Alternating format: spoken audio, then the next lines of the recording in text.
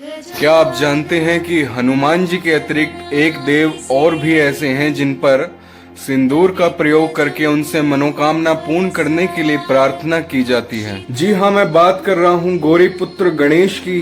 गौरीपुत्र गणेश पर भी सूखा लाल सिंदूर चढ़ाकर उनसे अपनी मनोकामना पूर्ण करने के लिए उनके चरणों में या उन पर लाल सिंदूर अर्पित किया जाता है। नमस्कार दोस्तों, आपका स्वागत है मेरे YouTube चैनल पर। आज मैं बात करूंगा आगामी गणेश चतुर्थी पर भगवान गणेश के चरणों में ऐसा क्या अर्पित करें या उनको ऐसा क्या पाठ सुनाएं जिससे हमारे सभी मनोरथ पूरे हों और गणेश जी का हम पर विशेष कृपा प्रसाद प्राप्त हो। इस बार गणेश चतुर्थी का उत्सव 19 सितंबर 2023 को मनाया जाएगा। मगर क्या आप जानते हैं कि गणेश चतुर्थी की शुरुआत कैसे हुई थी? महाराष्ट्र में सबसे ज्यादा गणेश जी की पूजा होती है और इस दिन गणेश चतुर्थी से लेकर आगामी 9 दिनों तक गणेश जी की पूजा की जाती है और 9वें दिन उन्हें विसर्जित किया जाता है। महाराष्ट्र में छत्रपति शिवाजी महाराज की माता और महाराज छत्रपति गणेश जी के अनन्य भक्त थे। गणेश चतुर्थी पर उत्सव मनाने का प्रचलन छत्रपति शिवाजी महाराज द्वारा किया गया था और फिर आगे चल के उनके बाद पेशवाओं राजा द्वारा भी इसका प्रचार प्रसार किया गया और फिर अब के समय में लोकमान्य बाल गंगाधर तिलक ने इसको राष्ट्रीय त्योहार या नेशनल फेस्टिवल बनाने में बहुत सहयोग किया था। तो तब से गणेश चतुर्थी का प्रचलन हमारे बीच आया। मगर अब सब जगह गणेश चतुर्थी मनाई जाती है, हम सब भी अपने घर गणेश लेकर आते हैं। मगर महाराष्ट्र में इस पर्व पर महाराष्ट्र में विशेष तैयारियां और पूजा की जाती है।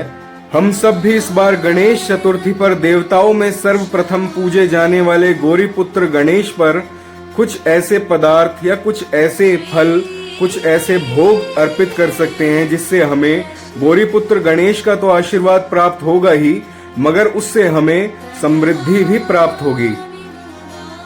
देवताओं में सर्वप्रथम पूजे जाने वाले गौरीपुत्र गणेश के ऊपर हरी दूब या दुर्वा भी चढ़ाकर पूजा की जाती है। मगर क्या आप जानते हैं कि हरी दुर्वा या दूब का क्या महत्व है या उन पर हरी दूब या दुर्वा क्यों चढ़ाकर पूजा की जाती है? पौराणिक कथाओं के अनुसार एक बारी अनल नामक राक्षस अग्नि रूप लेकर देवताओं के पीछे पड़ गया और वह देवता भोलेनाथ की शरण में जाकर कहने लगे कि भोलेनाथ हमारी रक्षा करें। तब भोलेनाथ ने कहा कि इस दैत्य से तुम्हारी रक्षा गौरीपुत्र गणेश कर सकते हैं।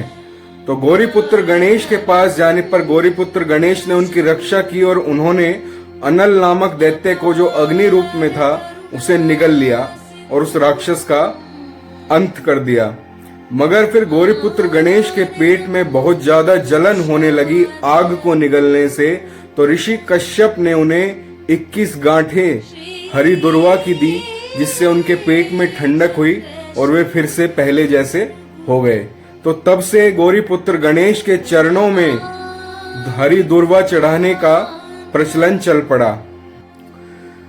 हमारी सनातन संस्कृति में किसी भी चीज का प्रयोग बिना किसी कारण के नहीं होता। हर चीज का एक वैज्ञानिक दृष्टिकोण है। यदि आयुर्वेद की दृष्टि से देखें तो हरी दुर्वा शरीर के लिए बहुत उपयोगी सिद्ध होती है। कई असाध्य रोगों में दुर्वा रामबाण का कार्य करती है। ऐसा माना जाता है कि बिना हरी दूब या दुर्वा के गणेश जी की पूजा अधूरी रहती है, क्योंकि हरी दुर्वा कहीं न कहीं गणेश जी को ठंडक भी प्रदान करती है। यदि कोई लंबी बीमारी से जूझ रहा हो या पित्त से परेशान हो, जिसका पित्त बहुत ज्यादा बढ़ जाता है, वह पित्त से अधिक परेशान है और शरीर में बहुत जलन होने लगती है, तो ऐसा माना जाता है कि ऐसे व्यक्ति को गणेश जी पर हरी दूब या हरी दुर्वा जरूर चढ़ाने चाहिए। और ऐसा भी माना जाता है जो स्किन से रिलेटेड प्रॉब्लम से जूझ रहा हो या त्वचा रोग से संबंधित कोई उसे परेशानी हो, तो उसे भी गणेश जी पर हरी दुर्वा जरूर चढ़ानी चाहिए। फूलों में सबसे अधिक प्रिय गणेश जी को गुड़हल के फूल हैं। यदि आपकी कोई मनोकामना जो अधूरी रह गई हो तो इस गणेश चतुर्थी पर आप गणेश जी के चरणों में गुड़हल के फूल भी अर्पित कर सकते हैं और साथ ही उन पर सूखा सिंदूर या कुमकुम भी अर्पित करके उनसे अपनी मनोकामना पूर्ण करने की प्रार्थना कर सकते हैं।